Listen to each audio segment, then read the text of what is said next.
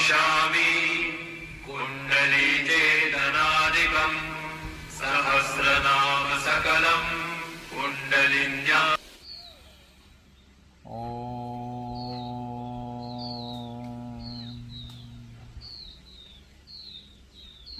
सर्वांना आंतरराष्ट्रीय योग दिनाच्या खूप खूप शुभेच्छा। तर मित्रांनो बघा, हजारो वर्षापूर्वी आपल्या ऋषींनी मुनींनी दिलेली योग साधना ही योग म्हणजे युद्ध धातूपासून निर्माण झालेला शब्द म्हणजे जोडले जाणे।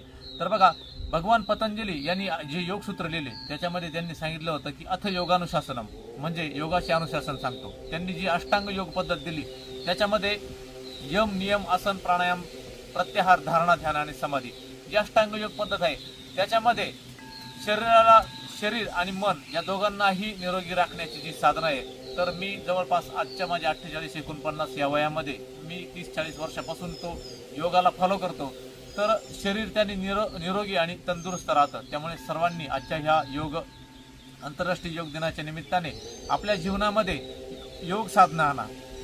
योग साधना म्हणजे काही अवघड गोष्ट नाही। सकाळी उठल्यानंतर शुचिर्भूत होऊन सगळे विधी झाल्यानंतर जे काही क्रिया करायची आहे त्याच्यामध्ये मग आपण प्राणायाम करू शकतो।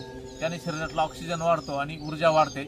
आणि काही योगासन आहे की उभे राहून करण्याची, बसून करण्याची, पाठीवर करण्याची किंवा पोटावर करण्याची अशी विविध आसने, त्यामुळे शरीर निरोगी आणि तंदुरुस्त राहतं। ओंकार साधना प्राणायाम ह्या सगळ्या गोष्टी फॉलो करा आणि आपल्या जे काही पूर्वज होते 100 वर्ष निरोगी जगायचे तर सगळ्यांनी 100 वर्ष निरोगी जगा। आज जर पाहिलं कुठेतरी 60-65 मध्ये आपण एक्झिट घेतो जीवनाची, तर हार्ट अटॅक येतो, कॅन्सर, बीपी, हार्ट हे सगळे जे आजार वाढले हे कशाने वाढले तर आपण आपलं खाद्यान्न जे काही आहार घेतो तो देखील आता पूर्ण रासायनिक झालाय। तर जेवढं नैसर्गिक राहता येईल तेवढं राहा आणि योगा प्राणायाम आणि साधना त्या ठिकाणी फॉलो करा। आजच्या या आंतरराष्ट्रीय योग दिवसाच्या निमित्ताने मी सर्वांना सांगतो